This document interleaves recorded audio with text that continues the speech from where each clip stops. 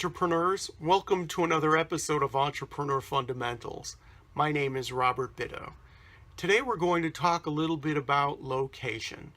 We're going to look at the brick and mortar dimension, and we're also going to look at the online dimension of location. So we hear from real estate agents primarily location, location, location for buying a house.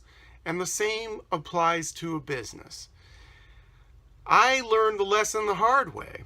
In store number 2 in Phoenix, I located it and I rented the place. It was an old garage that had been abandoned for about a year and it needed a lot of TLC.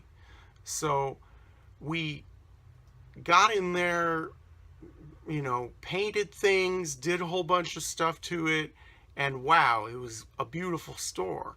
And it was in the middle of this neighborhood that was slowly revitalizing, and there was lots of money coming into the neighborhood in the form of grants and so on. A Main Street grant I think we got as a business association, but there was still a long way to go. I would have to shoo away homeless people. I dealt with trash. I dealt with hookers coming up and down the street, and there were druggies and, just a whole bunch of nastiness that I had to put up with.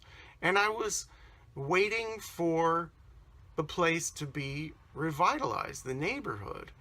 And like I said, I knew it was headed in the right direction, or I thought it was, with all of the buzz and the activity and the money going into it. But I had to put up with a lot during the wait time. And I didn't realize what a non-optimal decision that was to locate that store there until a customer came in who owned 2 bars in the Phoenix area.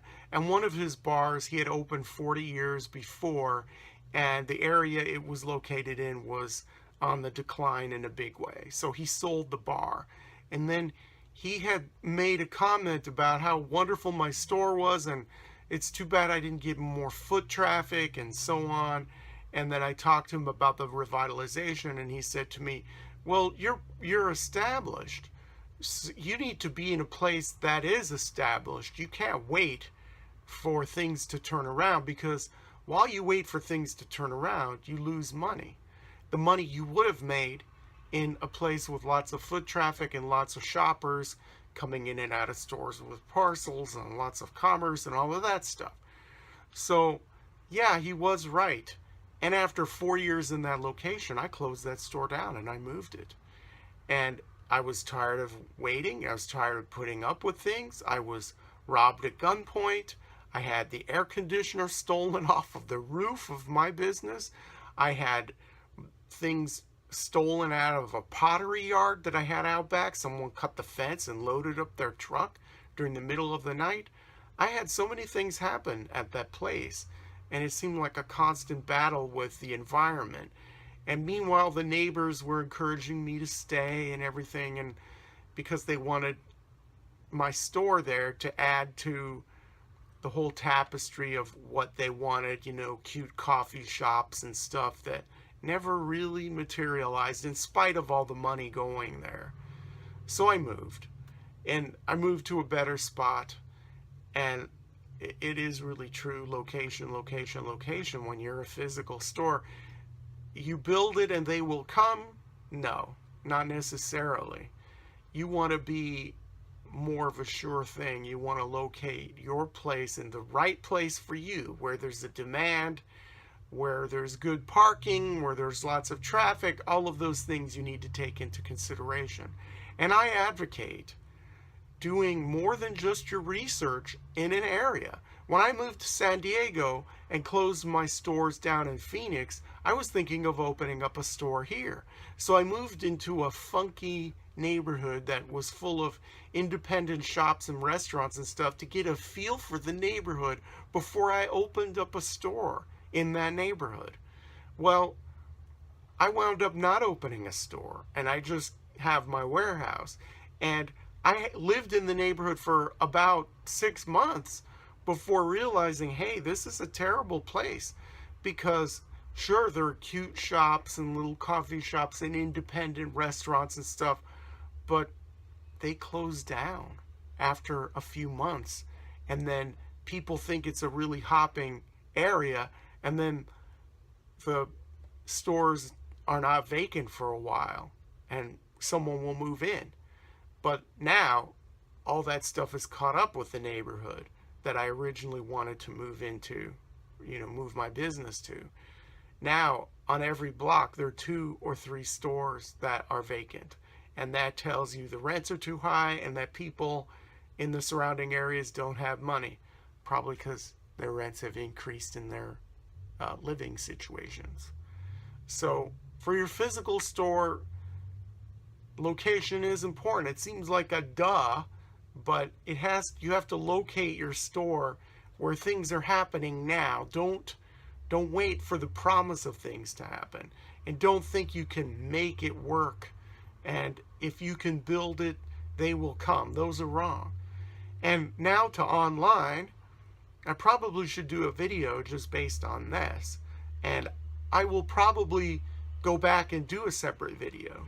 But online is really no different from having a physical store, in that you have to find the right location. They're the big boys you can sell on Amazon, eBay, Etsy, things like that, Shopify, whatever's out there now. That's the big platform. They all have their specific rules and restrictions and types of customers who go and shop there. Like Etsy has more of an indie feel. There's not as much traffic there. If you're doing handcrafted stuff, that's like your perfect place. eBay has always been big and they have less restrictions, but their traffic is not as much as Amazon. Right now, I'm talking June of 2016, but Amazon has different restrictions and you have to qualify to sell in certain categories, and they're cracking down on things and whatever. You have to find your perfect fit online too. Just because you pick one site and say, I'm going to sell all my stuff on Etsy, and then it goes over like a lead balloon, then you say, I'm not going to sell online anymore. You have to find your right location, just like in the physical world, in the brick and mortar world. You have to find the right location, and it may take some research and it may take some trial and error, but thank goodness for online, it's not as costly as moving $250,000 worth of merchandise into a building that you're stuck in for 4 years or more. You can come and go off of these websites if you want, or make your own website and try to bring traffic to that. But keep in mind, location is important, whether you're talking about online or the physical brick and mortar world. And that's about all I have to say on these topics. If you liked what I had to say, please like and subscribe and share with your friends. Feel free to leave comments below, negative or positive, whatever. I'm learning too from things, so I welcome all comments. Thanks for your attention. And until next time, remember to always work hard, and may all of your entrepreneurial dreams come true.